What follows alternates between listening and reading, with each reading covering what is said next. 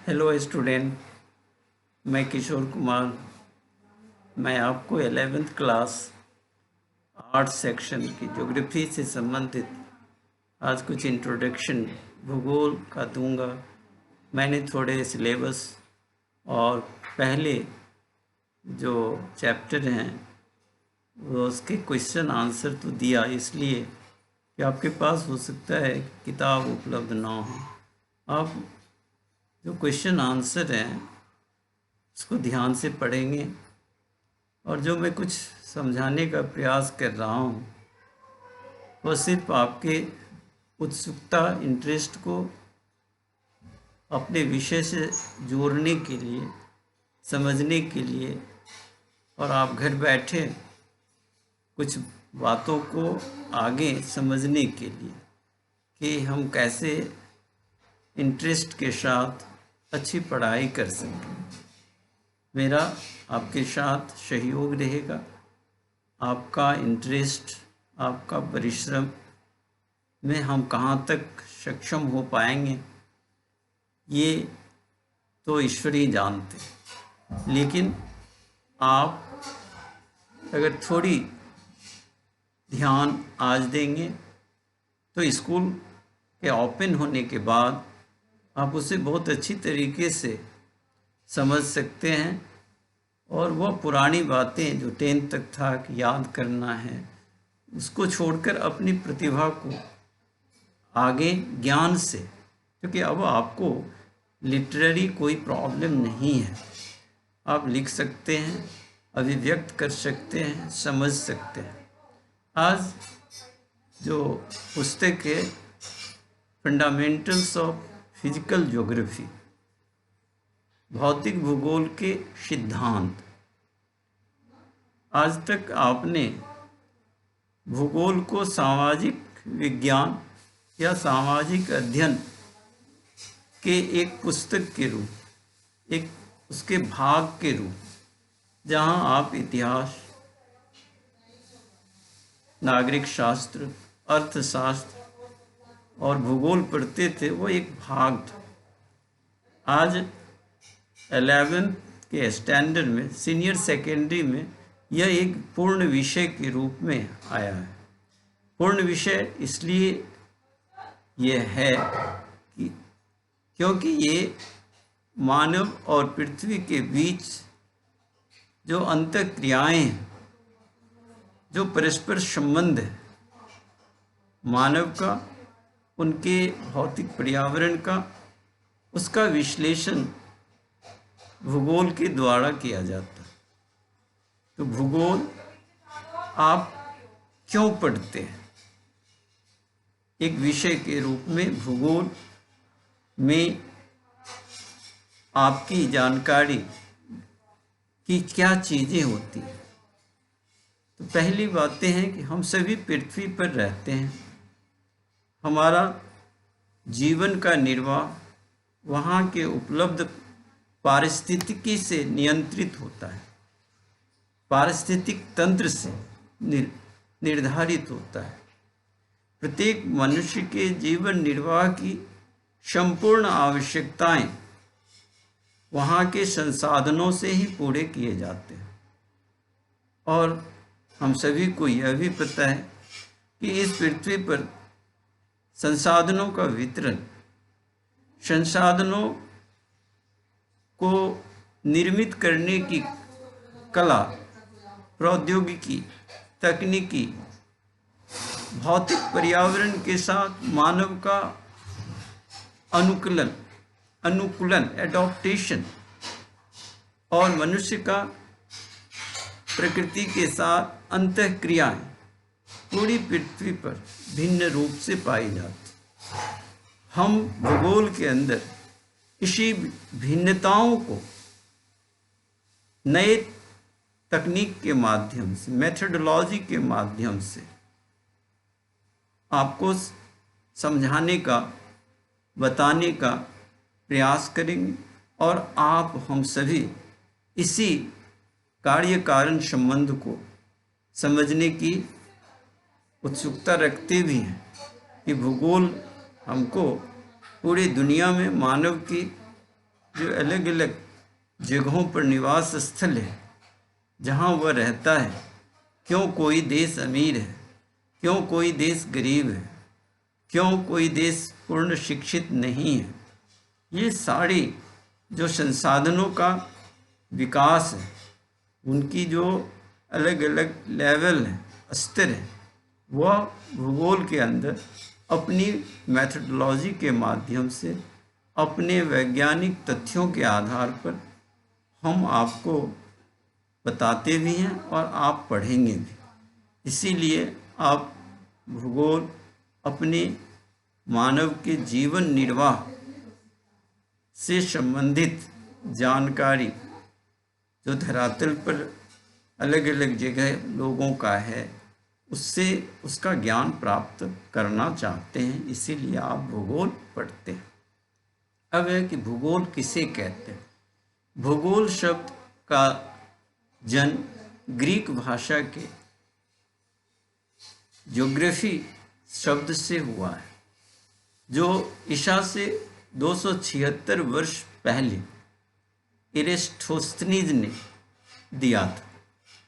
ईसा से अभी जो शताब्दी जो ईस्वी में हम लोग रहते हैं, इससे पहले 276 वर्ष पहले एरिस्टोस्थनीज, जो ग्रीक के एक महान फिलोसोफर थे, दार्शनिक थे, ग्रीक भाषा के शब्द, दो शब्दों को जोड़कर मेल से बनाया, एक जियो, दूसरा ग्राफोस। जियो, GEO, जियो, जिसका अर्थ ग्रीक में पृथ्वी है, और ग्राफोस शब्द का अर्थ डिस्क्रिप्शन है, वर्णन, डिस्क्रिप्शन ऑफ द अर्थ को उन्होंने कहा ज्योग्राफी, भूगोल। भूगोल वह है जो पृथ्वी का वर्णन करता है, लेकिन इसकी परिभाषा ज्योग्राफी की कुछ इससे अलग होती है। पृथ्वी पर रहने वाले, निवास करने वाले, जो एक अस्थायी निवासी के रूप में वर्णन को भूगोल कहा जाता है। Geography study, systematic study of the earth, abode of human beings, मानव के घर के निवास स्थल के रूप में पृथ्वी का वर्णन भूगोल कहलाता है। अब हम भूगोल का अगर साधारण रूप से आप कहें तो पृथ्वी पर निवास करने वाले जितनी भी चीज़ें, चाहे जीव जंतु, पेड़ पौधे, या धरातल पर निर्जीव भी जितनी चीज़ें हैं, धरातल, पृथ्वी की धरातल पर सभी पाए जाने वाले सभी वस्तुओं का वर्णन भूगोल कहलाता है। अब हम भूगोल को कैसे समझ सकते हैं, भूगोल को कैसे हम पढ़ सकते हैं, इसके लिए भूगोल में दो अप्रोचेज होते हैं। पहला सिस्टमेटिक अप्रोच, दूसरा रीजनल अप्रोच। एक क्रमबद्ध भूगोल, दूसरा प्रादेशिक भूगोल।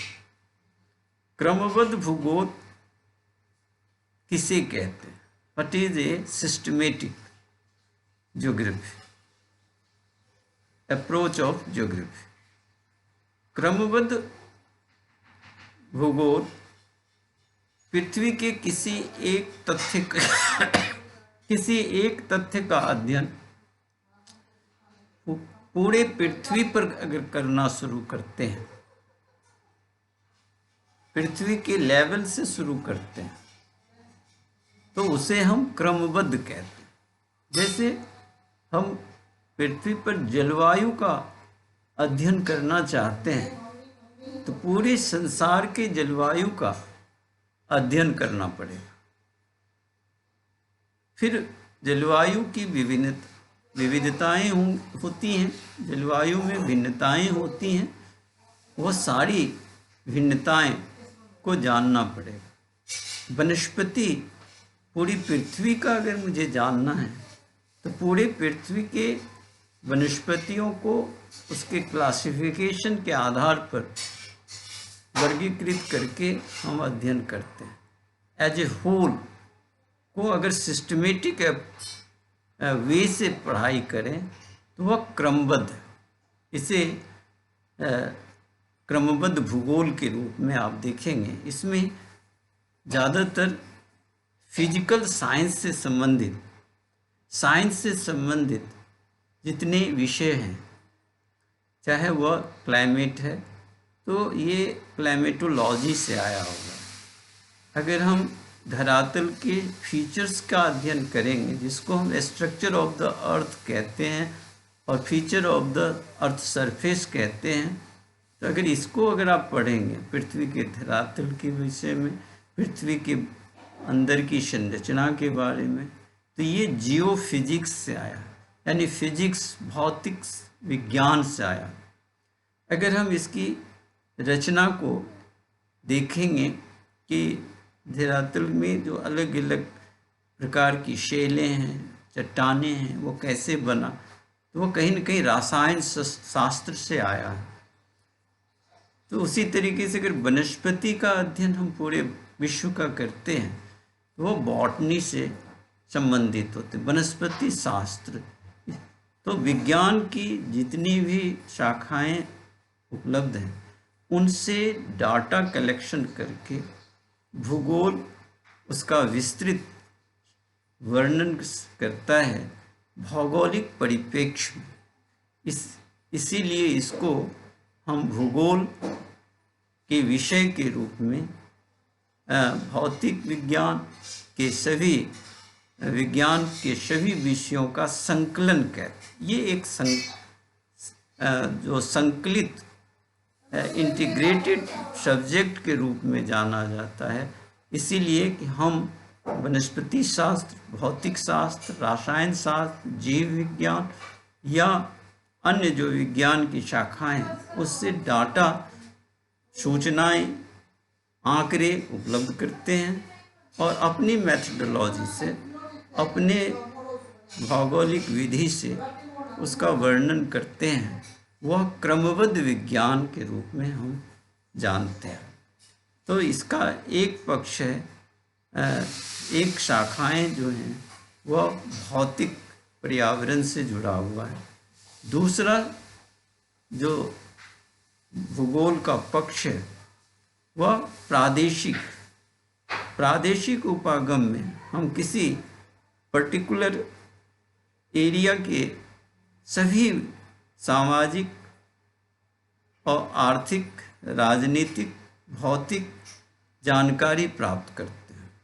इसको हम एरियल डिफरेंशिएशन की संकल्पना से, क्षेत्रीय विविधीकरण की संकल्पना से अध्ययन करते हैं कि भारत की भौगोलिक जानकारी हमको प्राप्त करना है।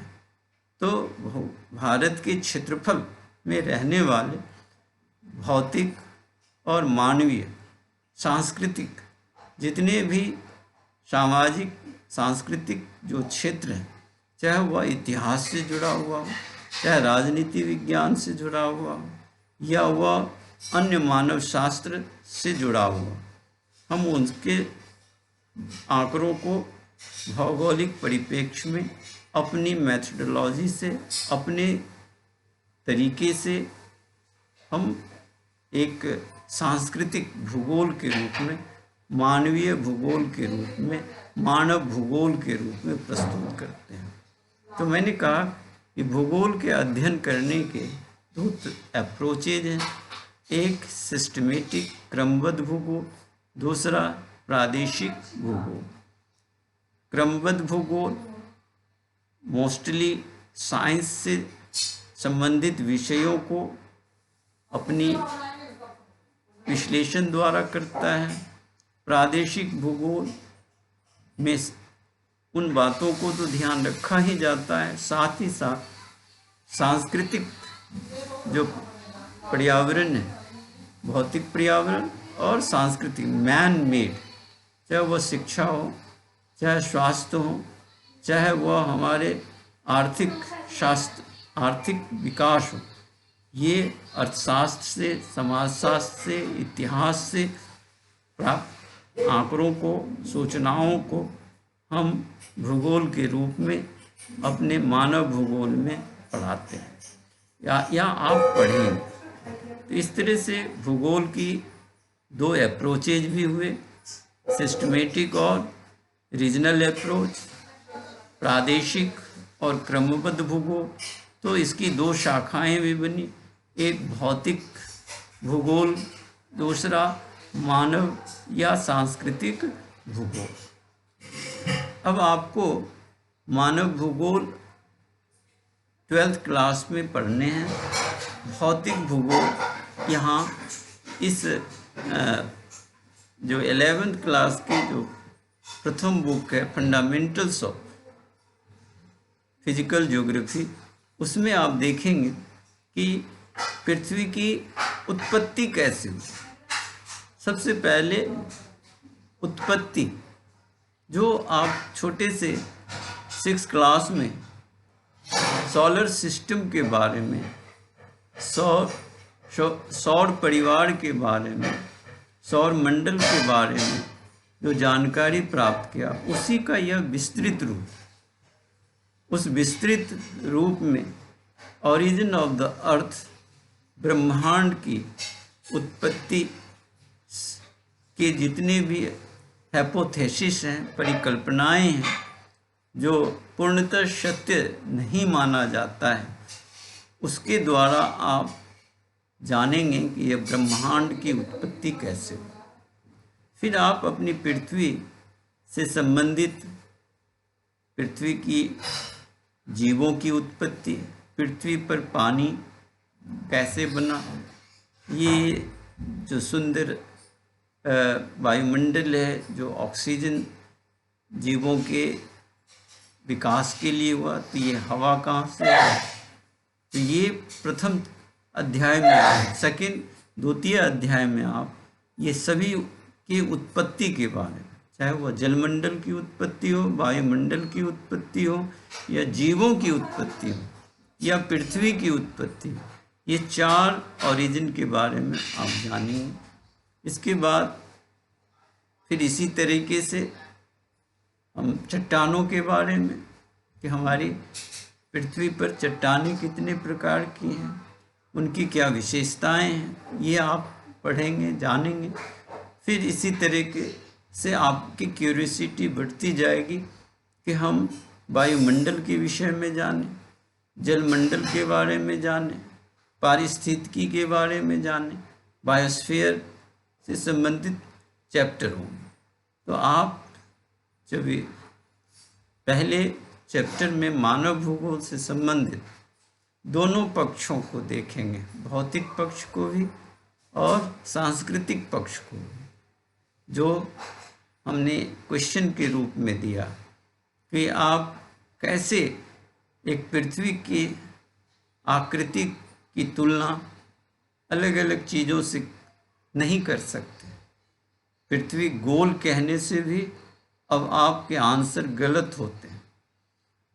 तो ये विषय आपकी जो बचपन की जिज्ञासा है, जिसमें आप ट्विंकल ट्विंकल लिटिल स्टार बोलते थे और समझ नहीं पाते थे कि ये तारे क्या हैं, ये सूर्य क्या होते हैं, ये पृथ्वी कहाँ से आया, ये हवा कहाँ से मिल रही है, ये जल कहाँ से आपूर्ति होती है, इन सारी भौतिक पदार्थ, भौतिक कहते हैं दृश्य और अदृश्य, वह सभी चीज़ें जो हम सभी प्राणियों को प्रभावित कर रहा है, ये भौतिक तत्व, ये फिजिकल, ये मोस्टली अपने आप बनते हैं और अपने आप विनष्ट होते हैं। ये डायनेमिक है, ये गतिशील है।